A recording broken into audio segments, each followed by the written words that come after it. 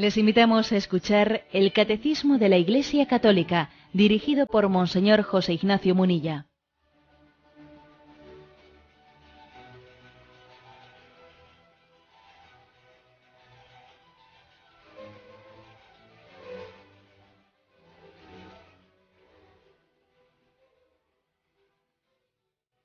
Un cordial saludo a todos los oyentes de Radio María.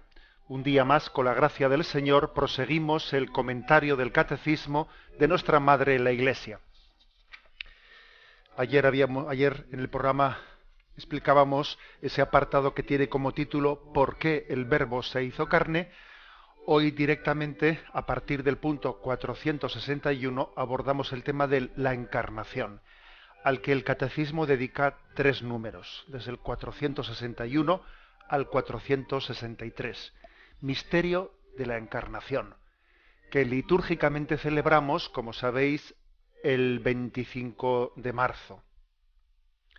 A 9 meses, cuando faltan 9 meses, pues para el 25 de diciembre, recordando esos 9 meses de gestación. Es conmovedor ser conscientes de que Jesús vivió en su encarnación, vivió toda esa etapa en la que el ser humano se desarrolla en el interior de nuestras madres, en ellas.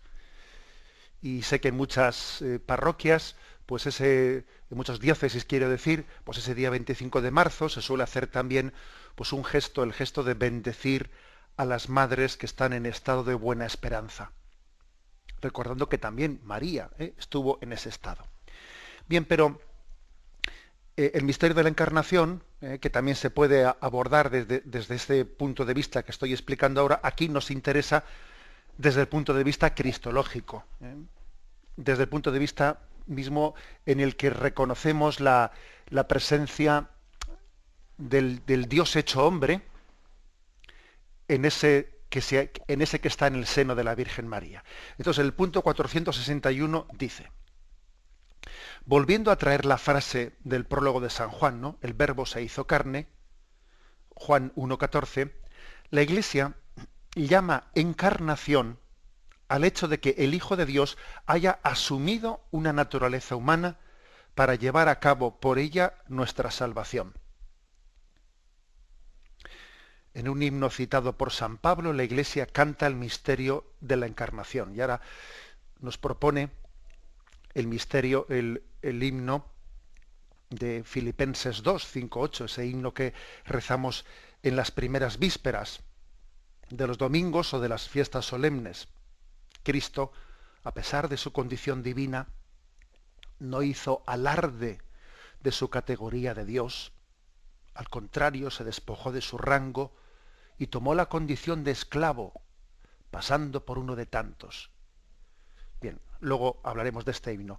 Pero aquí, quizás lo primero que yo quisiera arrancar diciendo que este himno de Filipenses 2 comienza diciendo: tened entre vosotros los mismos sentimientos que tuvo Cristo. Es decir, parece como que la encarnación, ese hacerse hombre, ese asumir la condición humana, es como si nos dijese, fijaros que eso tiene algo de inimitable, pero tiene algo también de imitable. Es decir, claro que la encarnación es única, solamente Dios pudo encarnarse, solamente Dios pudo hacerse hombre.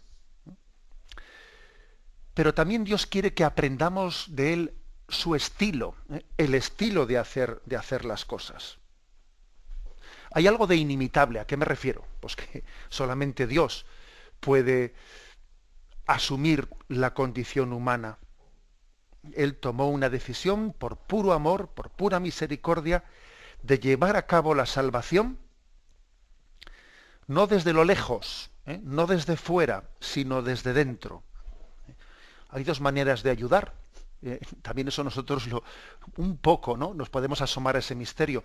No es lo mismo ayudar a alguien pues desde mi situación, ¿no? Enviándole algo, te envío una limosna o te envío, ahí te envío un giro, te he girado unos euros. Eso es una cosa. Pero otra cosa muy distinta es, no te ayudo desde fuera, sino que comparto tu condición, asumo tu condición para llevar a cabo el don de la salvación. Bueno, pues Dios ha asumido la naturaleza humana, ha asumido nuestra condición humana, nos ha salvado desde dentro. Lo cual cambia completamente, ¿no? Pues el tipo de concepción y de relación que podemos tener con Él. No podemos sospechar, no podemos estar desconfiando de que Dios es alguien que no nos entiende, que no nos comprende, que, claro, Dios está allí, yo estoy aquí, y esa especie de lecturas que a veces hacemos, bueno, inconscientes, ¿no? O poco sensibles a reconocer el hecho de que yo no puedo quejarme de que Dios no me entienda, no me comprenda. Bien, bueno, este es el hecho único y repetible de la encarnación. Pero ahora se añade algo más y nos dice, bueno, pero aquí Dios te ha enseñado un estilo, una forma de llevar a cabo, ¿no? de acometer la vida. Y por eso dice, tened los mismos sentimientos de Cristo. ¿Y qué sentimientos son ellos? Bueno, el cual, siendo de condición divina, y ahora es cuando nos recuerda que en realidad la humildad, que para él fue despojarse de su condición divina, asumir la condición humana, en realidad para nosotros la humildad es aceptar mi condición de criatura, no pretender ser Dios, no creerme Dios. Para Dios la humildad fue despojarse y aparecer ante nosotros como uno más, siendo así que no era uno más, era Dios mismo entre nosotros. Bueno, pues a nosotros se nos pide que imitemos eso inimitable, lo imitemos a nuestro nivel, que es acepta tu condición, asúmela, abrázala, entiende que eres criatura de Dios y que no puedes pretender ser el centro del universo. No te creas Dios. No caigas en esa tentación de pretender ser Dios sin Dios o pretender que la centralidad de tu vida la ocupe tu ego, como si Dios viniese a quitarte a ti, ¿no?, tu protagonismo. O sea, es decir, sentimientos de humildad. La Sagrada Escritura, en esta carta a los Filipenses, quiere que aprendamos de la encarnación la humildad como camino. La humildad es camino. Entonces uno dice, ¿cuál es la gran lección? La gran lección que Dios nos da en la forma de llevar a cabo las cosas. La gran lección es la humildad. Es el camino. El motor de todo es el amor. El motor es el amor. Pero el camino es la humildad. Todas las virtudes tienen que estar asistidas por la humildad. De lo contrario, si las virtudes no quedan, todas ellas impregnadas de la humildad como medio, como estilo, como método, como camino, quedan desvirtuadas. La gran lección, o sea, Dios se encarnó por amor. Pero ¿cómo lo hizo? Lo hizo por el camino de la humildad. Bueno, esto quiere decir que cada vez que contemplemos, ¿no?, el misterio de la encarnación, tenemos que salir de ese rato de contemplación más humildes.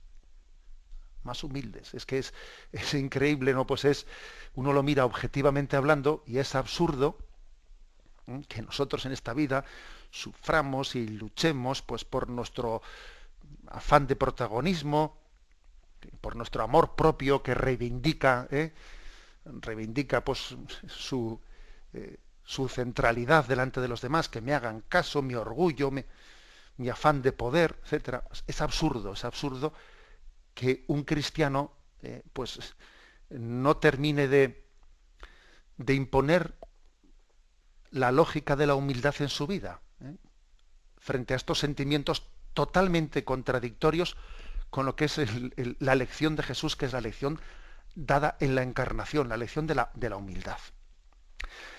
Fijaros que cuando dice, tened los mismos sentimientos de Cristo.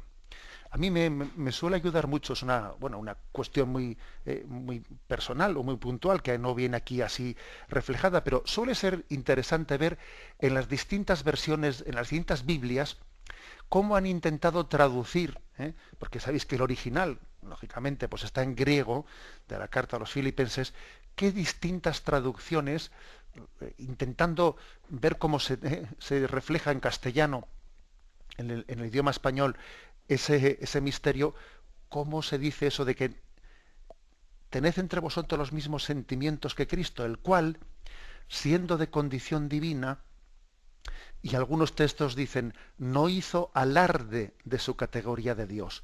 Otras traducciones dicen, no retuvo ávidamente su condición de Dios.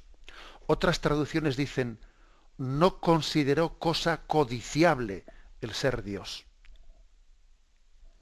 No hizo alarde de su categoría de Dios, no retuvo ávidamente su condición de Dios, no consideró como cosa codiciable. Se ve que el término griego que expresa, ¿no?, que expresa en el original, pues ese misterio de despojamiento, claro, se hace tan difícil, ¿no?, de traducirlo al castellano, que según los distintos traductores se les dan estos matices. No hizo alarde, no retuvo ávidamente, no consideró como codiciable. Él, siendo Dios, sin embargo, su condición divina él no la tuvo como un motivo de envanecimiento o como algo que le impidiese abajarse. Dicho de otra manera, Dios es tan grande que puede hacerse pequeño. Dios es tan omnipotente que puede hacerse débil. Esto a nosotros nos supone un misterio de, sí, Dios es tan grande que puede hacerse pequeño. Y es tan omnipotente que puede ser el todopoderoso y el todo débil. Todopoderoso y todo débil por amor. Bueno, así tenemos que meditar qué significa esto de no retuvo ávidamente, no codició, no hizo alarde de su categoría divina. Fijaros cómo Jesús sí realizó milagros, pero uno va descubriendo en los evangelios que los milagros de Jesús nunca son un alarde. Es más, que cuando se le pidieron milagros como alarde, los rechazó. Cuando Herodes le dice, haz un milagro delante mío, y bueno, Jesús se da cuenta que le está pidiendo un numerito de circo y se niega a hacerlo. Y allí donde Jesús ve que se está pidiendo, ¿no?, que él exhiba su poder divino, pues no para hacer un signo de la llegada del reino de Dios o de la misericordia de Dios a los débiles, sino un signo en este otro sentido del alarde, Jesús lo niega. Bueno, insisto que aquí tenemos una gran lección, una gran lección. Después continúa el texto, ¿no? No hizo alarde, no retuvo ávidamente, no consideró cosa codiciable el ser igual a Dios, sino que se despojó de sí mismo. Otras traducciones dicen, se despojó de su rango, se despojó de su grandeza, se despojó de su condición. Apareciendo en su porte como hombre, siendo uno más. Por lo tanto, creo que el misterio del despojamiento, bueno, que obviamente no estamos diciendo que Dios dejase de ser Dios para ser hombre. No, eso no lo dice el misterio de la encarnación. Dios no deja de ser Dios para ser hombre. Asume su condición humana plenamente sin que eso retraiga, ¿no?, su condición divina. Pero es verdad que la oculta, que la encarnación supone el ocultamiento de la divinidad. Y entonces hay un misterio digamos, de ocultamiento en el que el todo el todo, el omnipotente, pasa a ser susceptible de poder ser reconocido o no reconocido. ¿Y cuál es el modo de conocerle? Bueno, pues está muy claro. Él se ha escondido por humildad. Únicamente los humildes le van a reconocer. Si él ha aparecido así por humildad, si la humildad ha sido su camino de mostrarse, solamente, ¿no?, quien entre en el mismo camino de humildad, el que se haga pequeño va a ser capaz de descubrirle. El que sintonice con el lenguaje de la humildad, del abajamiento y del despojamiento, ese reconocerá al Dios hecho hombre. Es la humildad como condición para descubrir el misterio de la encarnación. Tenemos un momento de reflexión y continuamos enseguida.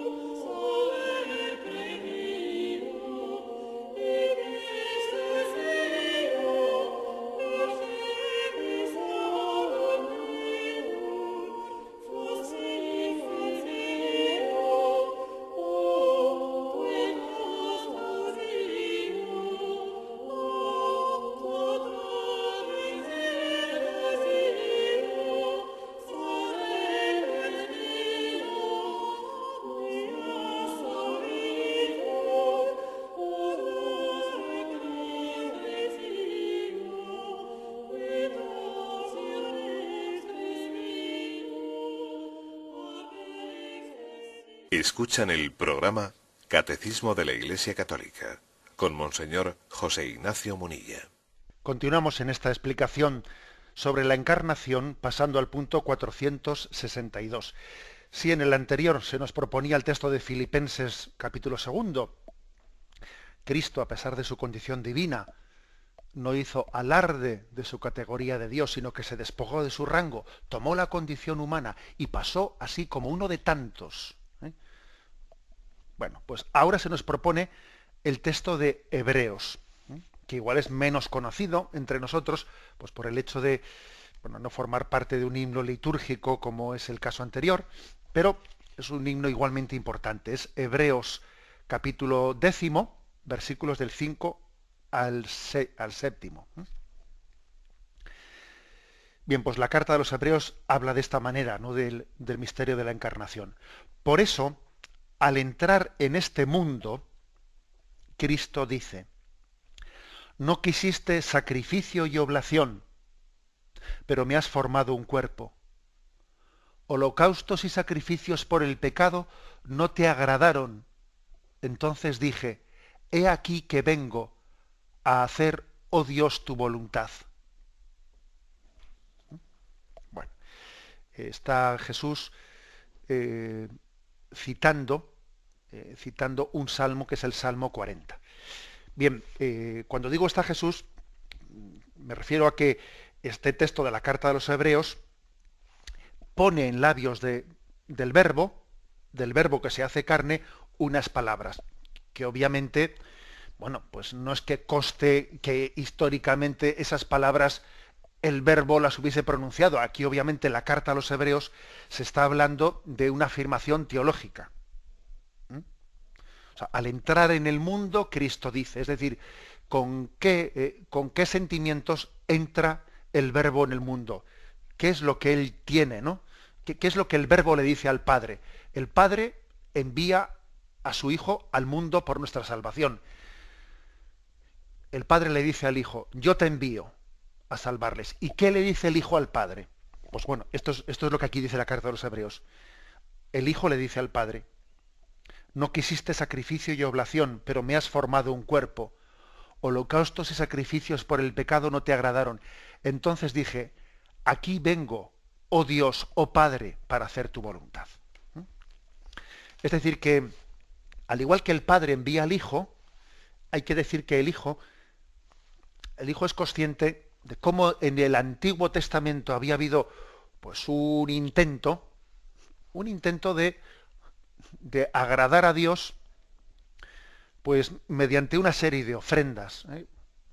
Pues digamos que el pueblo de Israel era consciente de que tenía que responderle a Dios, a ese Dios generoso que les salvaba, que les liberaba, etcétera, y entonces intentaba realizar ofrendas, ¿no? Las ofrendas pues de sus pichones, de sus corderos, de sus toros, de sus sacrificios que ofrecía en el templo, ofrendas que nacían un poco de que el pueblo de Israel era consciente de que tenemos que responder a la generosidad de Dios.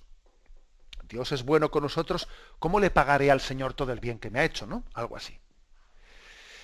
¿Y qué ocurre? Pues que estas ofrendas que intentaban justificarnos delante de Dios, intentaban hacernos gratos a los ojos de Dios, no lo consiguen. No lo consiguen. ¿Por qué no lo consiguen? Pues porque Dios quería más. Porque Dios quería más pichones, más corderos, más toros, más sacrificios. Algunos entendían eso equivocadamente, ¿no? No, pero no era por eso. Esas ofrendas no nos hacían agradables a Dios, no eran capaces de justificarnos delante de Dios, porque eran unas ofrendas que en teoría habían nacido como un signo, un símbolo de nuestro ofrecimiento a Dios, pero con el tiempo, pues no habían sido capaces de reflejar, ¿no?, que esos corderos ofrecidos son un símbolo de mi ofrecimiento a Dios, sino más bien estaban como siendo una especie de suplencia, me suplen a mí. Es decir, yo, en vez de entregarme yo, entrego un cordero. O sea, le doy algo a Dios, le doy algo a Dios por no darle mi voluntad, por no darle mi vida. Toma esto y yo aquí me quedo. Es decir, las ofrendas acaban siendo explícitamente denunciadas por los profetas porque son ofrendas casi que pretenden justificar la falta de entrega del corazón a Dios. Por no ofrecerme yo, te ofrezco esto. Es ofrecer cosas que estén como supliendo la entrega de mi corazón.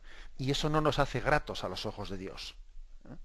Las ofrendas del Antiguo Testamento se habían mostrado incapaces de justificarnos delante de Dios.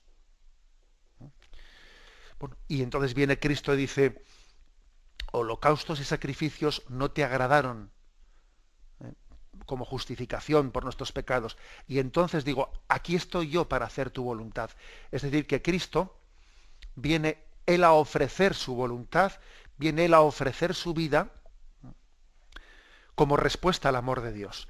La única manera de responder al amor de Dios es dándole nuestra propia voluntad. Pero ojo, nuestra propia voluntad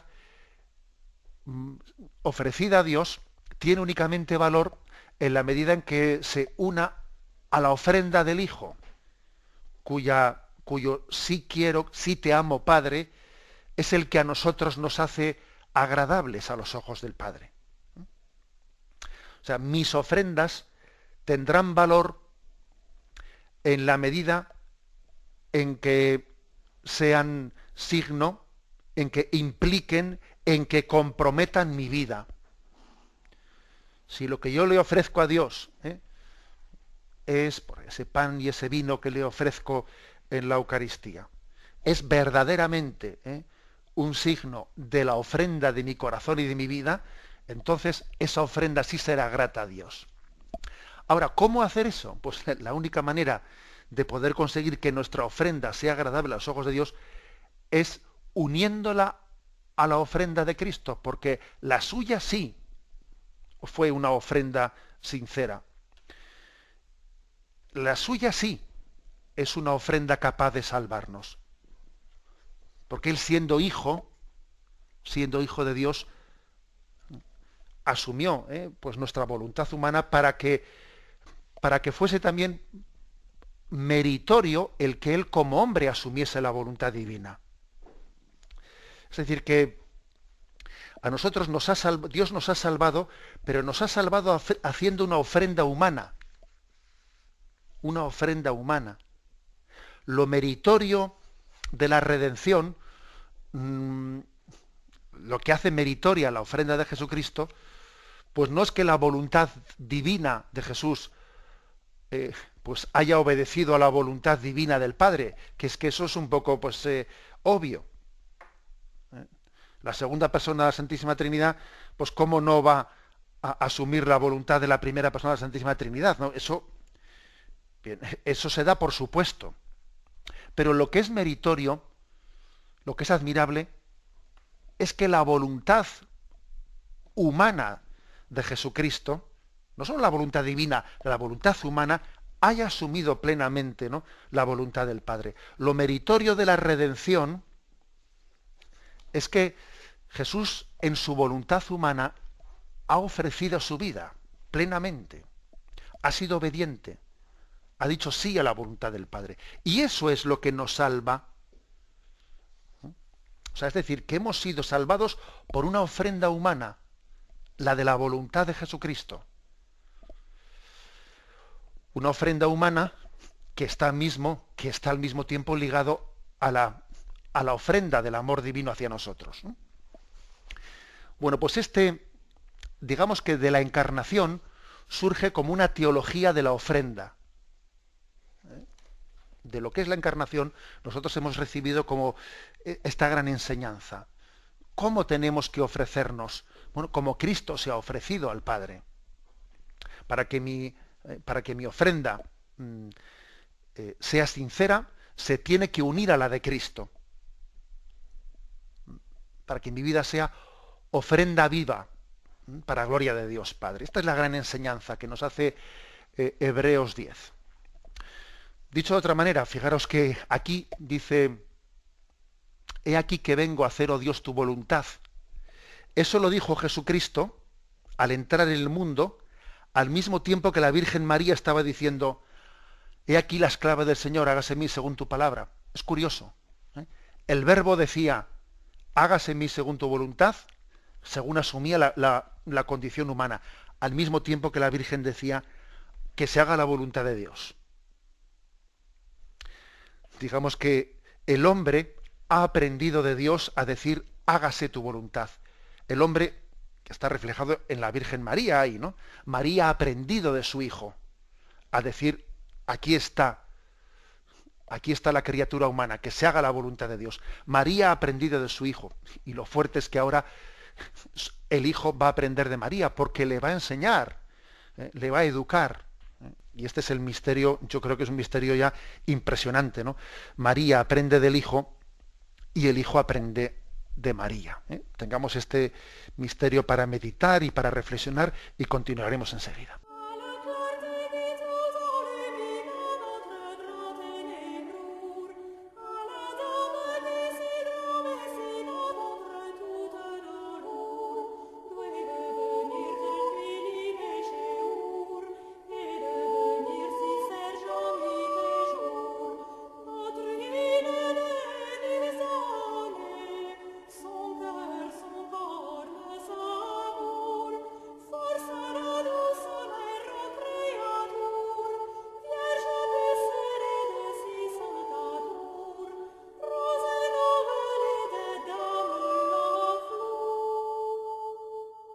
Continuamos en esta edición del Catecismo, pasando al último punto de este apartado de la Encarnación, al 463. Bueno, y es otro aspecto más de la Encarnación, ¿eh? El aspecto anterior, ese aspecto que subrayaba el hecho de que en la encarnación haya habido una voluntad humana de Jesucristo que haya dicho sí al Padre de una manera sincera. Es como si dijésemos, no había ninguna voluntad humana capaz de responder un sí incondicional al Padre. Y entonces ha venido el Hijo, la encarnación ha tenido como objeto el que haya un sí al Padre. Ya que la humanidad no es capaz de responderle generosamente, Él mismo envía a su Hijo, haciéndose hombre, para decirle sí en nombre de toda la humanidad que no ha sido capaz de decirle sí. Y además, no únicamente para decirle Él que sí, sino para suscitar en nosotros muchos síes, como suscitó el de María. Él ha venido para que la humanidad pueda responderle a Dios, sí, hágase tu voluntad, te quiero, te amo. Es el motivo de la encarnación. Bien, y este punto 463 que introducimos ahora dice: la fe en la verdadera encarnación del Hijo de Dios es el signo distintivo de la fe cristiana. Podéis conocer en esto el Espíritu de Dios. Todo espíritu que confiesa a Jesucristo venido en carne es de Dios. 1 Juan 4:2. Esa es la alegre convicción de que la Iglesia desde sus comienzos, cuando canta el misterio, el gran misterio de la piedad, Él se ha manifestado en la carne. Bueno, una autentificación, una manera de distinguir dónde está la auténtica fe cristiana, es confesar a Jesús venido en la carne. Esto que dice primera de Juan capítulo 4, versículo 2, tenía su razón de ser, porque ya cuando esto se escribe, ya habían comenzado a surgir, antes de finales del siglo I, cuando esta carta de San Juan es escrita, ya habían comenzado a surgir determinadas herejías y determinadas deformaciones de la presentación del misterio de Jesús de tipo gnóstico, que se resistían a afirmar pues que Dios se hubiese hecho carne, se hubiese hecho hombre con todas las consecuencias. Les parecía demasiado fuerte eso, porque a las filosofías griegas especialmente, que hacían, que venían a subrayar las filosofías platónicas, venían a subrayar que el espíritu tiene que despojarse de la materia. Claro, a quien tenía esa concepción filosófica, que digamos lo que es signo de superioridad es el espíritu despojado de la materia. Claro, a quien tenía ese tipo de concepciones, que incluso decían que el hombre es como un espíritu encerrado en una cárcel, que la cárcel es el cuerpo, y entonces lo que tenemos que hacer es despojarnos del cuerpo para liberar el espíritu. A quienes tenían esa concepción, claro, se les hacía muy fuerte eso de decir que Dios se ha hecho hombre, ha asumido la condición humana y además para siempre se ha hecho hombre. Claro, eso se resistían a creer eso. Y entonces comenzaron a surgir las herejías gnósticas, que venían a decir, no, es que tomó la apariencia de hombre, pero no se hizo plenamente hombre. En el fondo era pues un cuerpo, pero un cuerpo con apariencia humana, pero no tenemos que entenderlo. No, y la Iglesia dijo, ¿cómo que no? Se encarnó.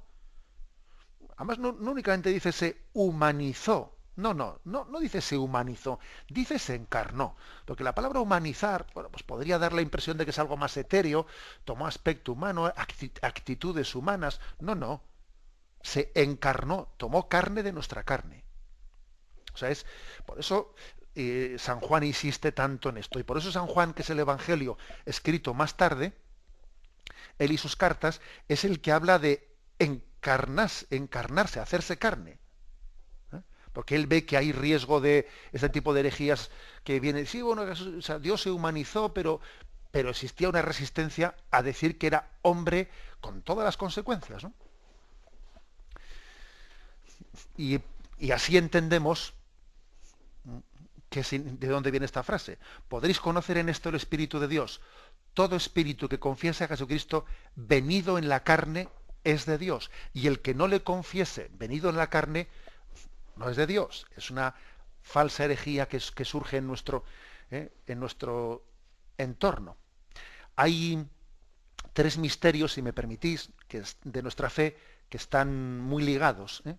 La encarnación, el creer que tomó la carne humana, la resurrección de la carne, es decir, Jesucristo resucitó su cuerpo, ¿eh? Verdaderamente resucitó. Esa carne de Jesucristo que había sido depositada en el sepulcro, ¿eh?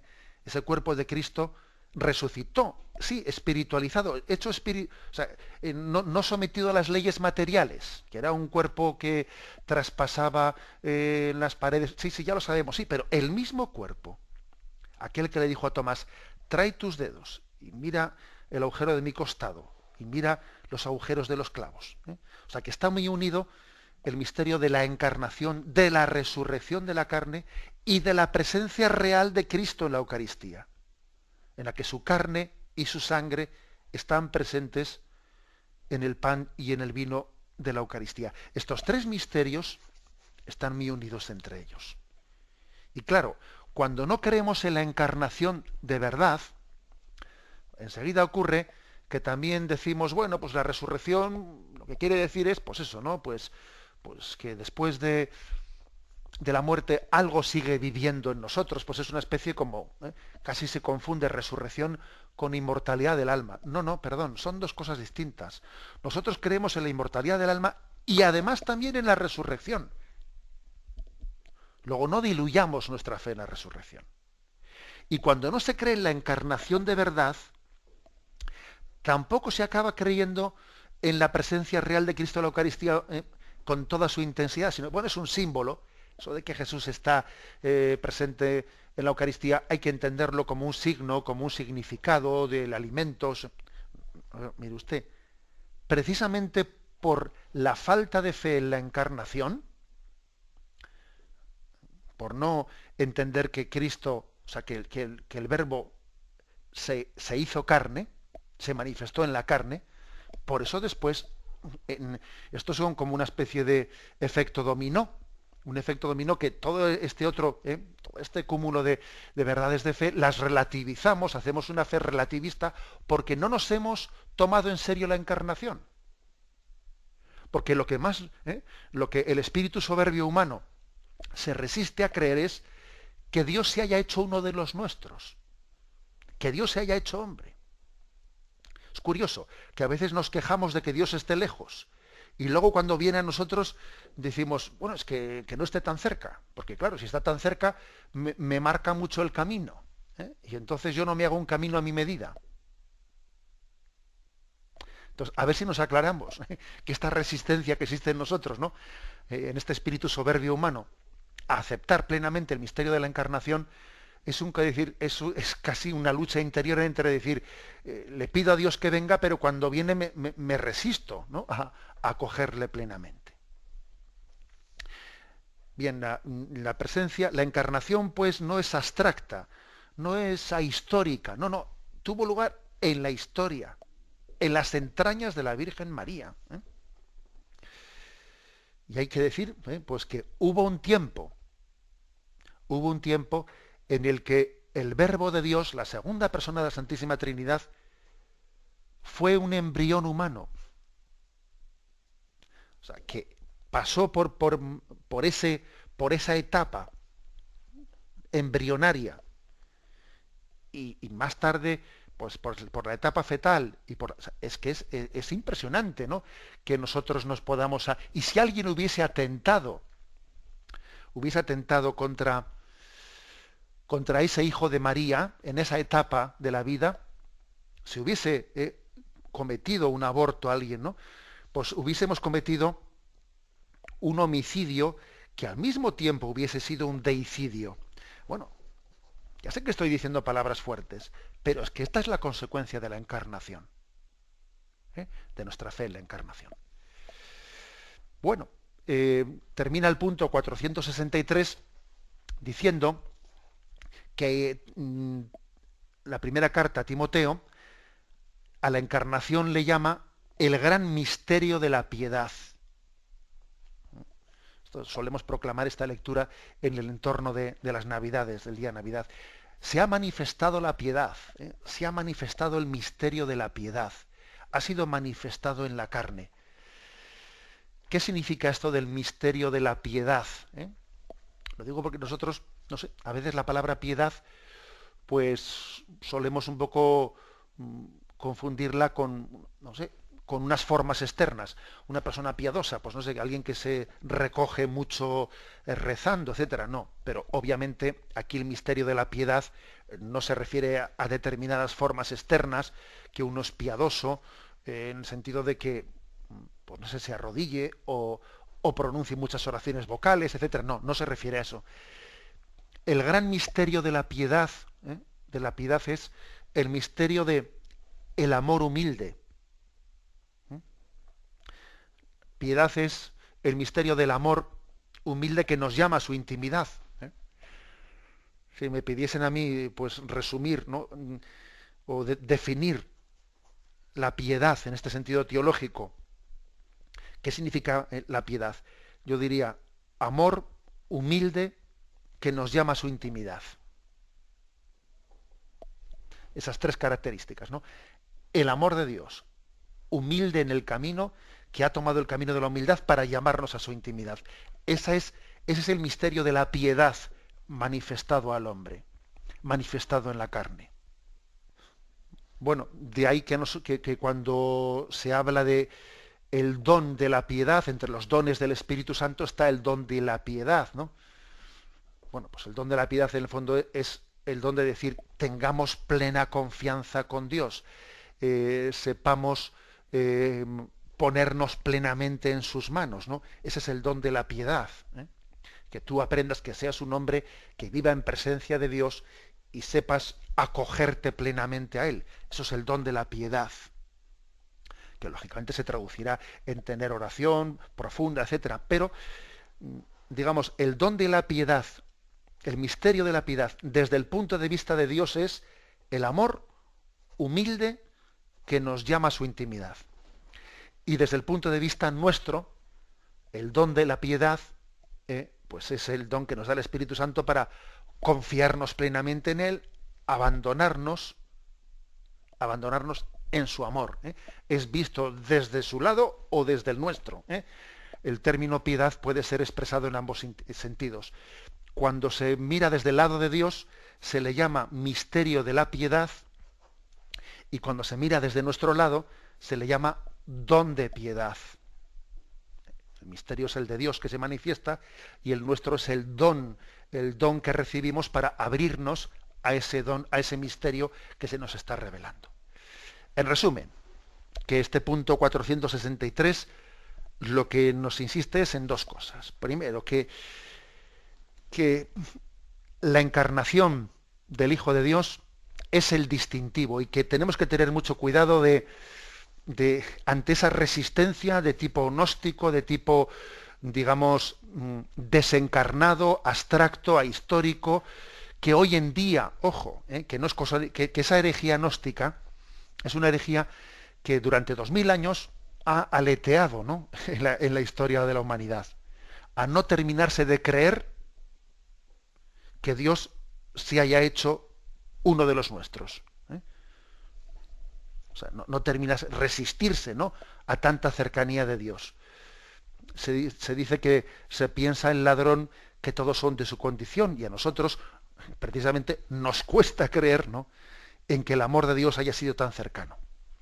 Digamos, estar atento ante ese tipo de presentaciones del cristianismo, pues etéreas, desencarnadas, de la resurrección, de la presencia de Jesús en la Eucaristía, etc.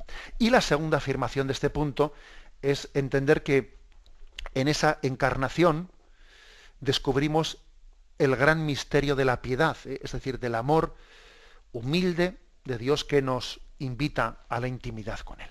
Lo dejamos aquí, damos paso a la intervención de los oyentes. Podéis llamar para formular vuestras preguntas al teléfono 917 107 700, 917 107 700.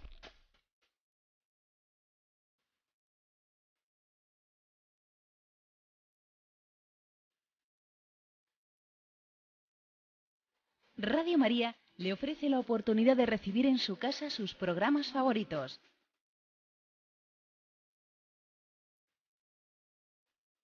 Ahora lo puede hacer a través de nuestra página web www.radiomaria.es o bien llamándonos al 902 500 518. 902 500 518. Pídanos el programa que más le interesa en cualquiera de sus emisiones, especificando el día y la hora que lo ha escuchado. Solo nos tiene que decir si lo quiere en CD de audio o CD o DVD en MP3. Haga su solicitud en el 902 500 518 y en www.radiomaria.es. Radio María, más cerca de usted.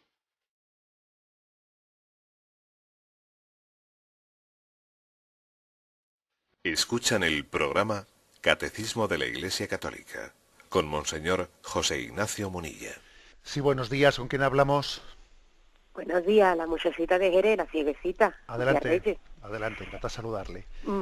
Igualmente. Sí. Pues mire, se dice que, yo leo, a mí me gusta mucho San Pablo Apóstol. Yo soy muy paulera, muy de Pablo, porque es que tiene muy establecido bien los carismas de Jesús y el querigma, vamos, que Pablo lo lleva muy bien. Entonces, si Pablo dice, ya no vivo yo, sino es Cristo quien vive en mí, y Cristo, el Dios, se manifiesta en las cosas más pequeñas. Entonces yo también soy una persona que pertenezco a una cofradía religiosa, aquí en Jerez de la Frontera, y también soy hermana del Camino Neocatecúmeno. Y yo lo que me pregunto, cómo en ciertos sitios, en ciertos movimientos de la Iglesia Católica, en uno y otro, cómo en uno se sigue mejor la doctrina de Cristo y cómo en otro hay rivalidades entre hermanos, porque cuando hay un ágape, por ejemplo, para no me hablo con el hermano, para no me peleo con el hermano, para murmuro de fulano, de sultano. ¿Cómo es que en estos sitios no se entiende bien la doctrina o no se predica, no se cumple adecuadamente con lo que debería de ser una fraternidad de la Iglesia Católica? ¿Me entiende lo que...? Bueno, le digo una palabrita, sí. Bueno, ¿sabe usted lo que ocurre? Que la tentación está en todos los sitios, ¿eh? O sea, no se piense usted que usted, por ejemplo, compagina dos carismas, está pues en una cofradía y está también pues en una asociación catequética que le ayuda a caminar, y bueno, pues le puedo asegurar que seguro que habrá cofradías, ¿no? Cofradías que tengan en su seno más tentaciones que otras, y también habrá comunidades que vivan más tentaciones de divisiones que otras. Es decir, la tentación está latente en todos los sitios, ¿eh? ¿Cuál suele ser generalmente, ¿no? Pues en nuestras comunidades cristianas las tentaciones principales, y por qué? Yo creo que las tentaciones principales suelen ser las de la vanidad. Las de la vanidad, la de los afanes de protagonismo, que yo quiero que tal, tener este puesto, el otro puesto, mira este que sale siempre a lucirse delante de los demás, mira que o sea, la vanidad, la falta de paciencia entre nosotros, las envidias, etcétera, o sea, suele ser uno de los temas, o sea, uno de los caminos por los que solemos ser tentados en nuestras comunidades. ¿Cuál puede ser el motivo? Pues a mí me parece que el motivo sencillamente es el no tener una vida espiritual seria. El no tener pues no estar acostumbrados a confrontarnos entre nosotros, a tener corrección fraterna, no estar acostumbrados a que mis acompañantes me corrijan y me digan, en esto no vas bien, en esto sí vas bien, ¿eh? O sea, que no estamos acostumbrados a eso, ¿sabes? Y no tenemos dirección espiritual, y no tenemos una confesión frecuente en la que nos acusamos de nuestros pecados, sino que, claro, cuando tenemos una vida espiritual floja, enseguida lo que suele ocurrir en nuestras comunidades es vanidad, el orgullo, mi puesto, ¿eh? Entonces, todo el mundo tiene que examinarse de esto, ¿eh? Esto suele ser uno de los males principales entre el grupo de catequistas de una parroquia, entre la cofradía de no sé qué sitio, entre un movimiento en el que también hay piques o sea, el tentador tiene capacidad de introducirse en nosotros casi siempre por la vanidad, el afán de protagonismo, las envidiejas, etcétera, etcétera, ¿eh? ¿Y cuál es el antídoto? El antídoto es la humildad, pero claro, una humildad no teórica, sino una humildad que asuma la corrección fraterna, que asuma la acusación de nuestros pecados, que asuma el camino de la dirección espiritual, etcétera, etcétera. El camino de la humildad, que precisamente toma ejemplo de la encarnación de Dios, es que es básico. Damos paso a un siguiente oyente. Buenos días. Sí, buenos días, monseñor. Sí, adelante. Llamo desde la diócesis de Madrid. Adelante. Y le escuché el otro día, que no sé si era grabado o era en directo, hablar sobre la persecución religiosa. Bueno, pues, y es que hay una persecución religiosa en un país del que casi nunca se dice nada, y la que quiero muchísimo, que me refiero a México. Y en México, que quiero mucho, como le digo, a ese país, pero que yo me he enterado hace muy poco de todo lo que sufrieron y de todo lo que pasaron. Y bueno, pues también un poco que parece que se debiera de decir, porque hay que ver qué fe tienen, y me refiero por supuesto al pueblo, ya no porque los gobernantes son otra cosa, qué fe tienen, qué fe tan arraigada, y lo que han pasado y lo que han sufrido, y qué pena, qué gozo por otro lado, pues que haya gentes así, le edifican a uno mucho. De acuerdo, muy bien. Sí, no, le quería comentar una última frase que leí en un libro que estoy leyendo, que dice que en agosto, no me acuerdo el día, del año 1926, no se pudo celebrar en México el sacrificio de la misa en ningún sitio.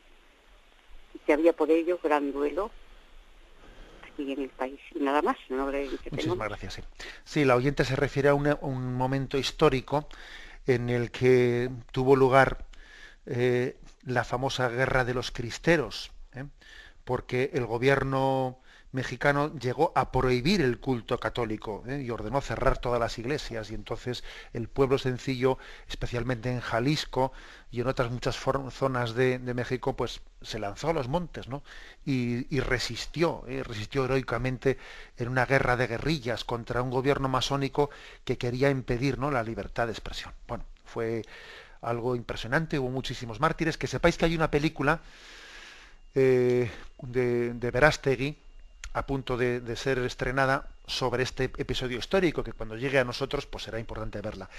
Hay reminiscencias todavía de aquellos hechos en México. Hay reminiscencias como el hecho de que existan leyes en México que, claro, por supuesto que después se levantó esa prohibición del culto, de la prohibición de culto, etcétera, pero sí permanecen leyes en las que, por ejemplo, a un obispo se le prohíbe opinar sobre cuestiones públicas, sobre cuestiones sociales.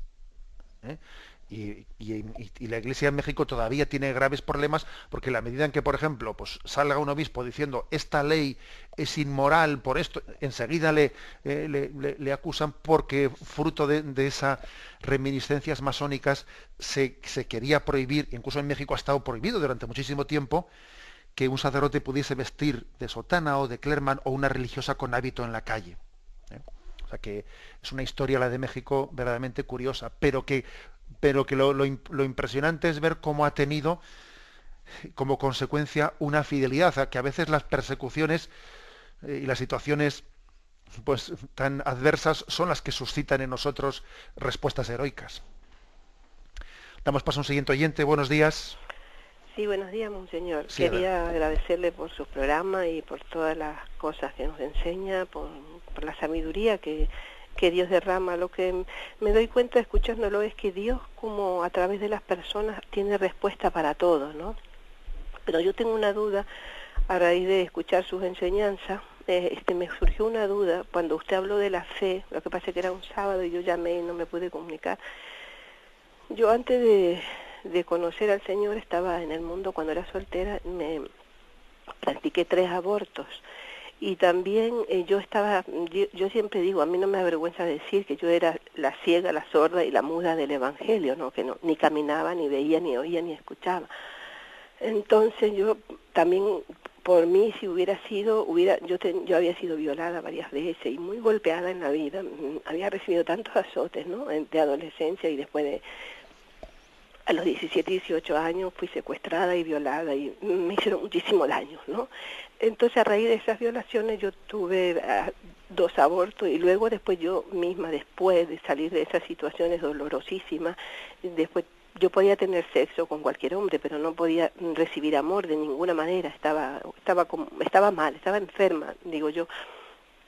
Y en ese tiempo yo me practiqué abortos también, y en ese tiempo, si a mí me ofrecía la píldora después, porque yo no sabía cuidarme, a mí yo había nacido en pleno campo y no sabía nada de cuidarme, de nada, entonces a mí se me hubieran ofrecido la píldora del día después, cada mes, en ese tiempo, de 17 hasta los 21, 22 años, yo la hubiera tomado porque no sabía que hacía daño, ¿no?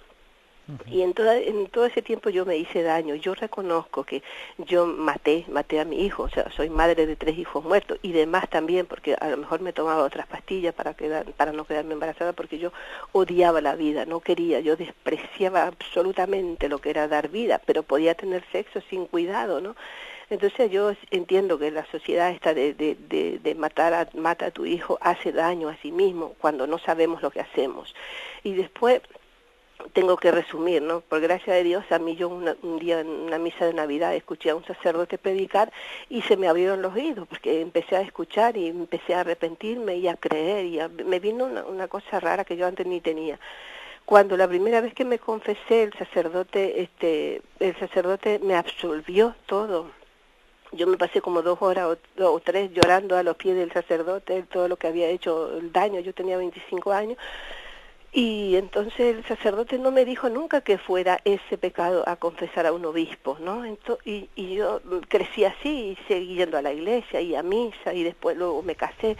Tuve la gracia de conocer a un hombre también que creía en Jesucristo y me casé, y ya hoy, gracias a Dios, tengo 3 hijos maravillosos y la vida me ha regalado esta de vivir en gracia de Dios. Pero otra vez escuché que también una chica abortó, y entonces el sacerdote de su pueblo, de su parroquia, le dijo que no le podía absorber ese pecado, que tenía que ir al obispo. Y yo dije, pero si a mí el padre Vicente nunca jamás me dijo eso, a mí me absolvió el pecado y me dijo que Dios me perdonaba porque la gravedad del pecado era de acuerdo a la luz que uno se encontraba.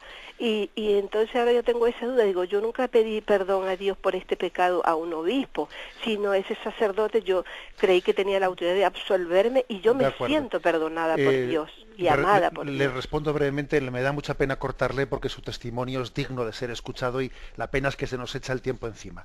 Mire, vamos a ver, esté tranquila por la forma en la que usted recibió la absolución, porque la Iglesia dice explícitamente que es verdad que los pecados que han tenido una excomunión tienen que ser levantados por el obispo o por algún sacerdote al que el obispo haya delegado explícitamente. Pero para que una excomunión sea verdaderamente excomunión, hace falta que la persona que hubiese cometido ese pecado tuviese conciencia de que al cometer ese pecado incurría en una excomunión.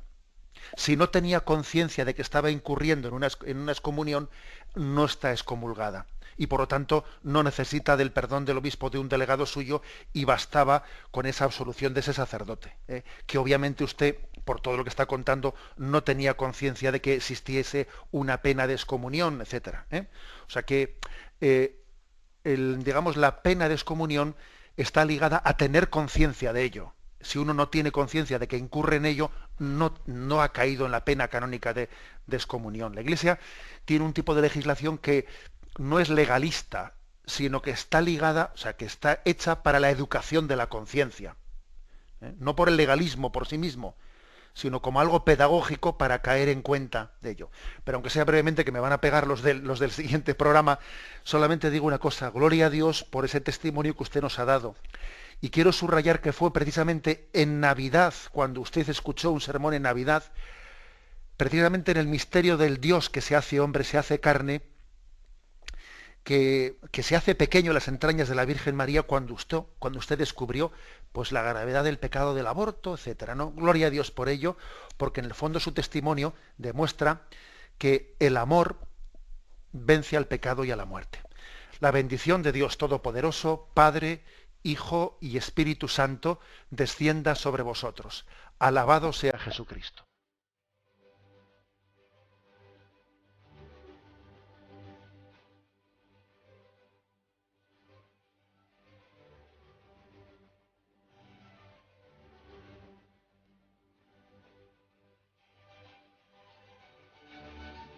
Han escuchado en Radio María el Catecismo de la Iglesia Católica, un programa dirigido por Monseñor José Ignacio Munilla.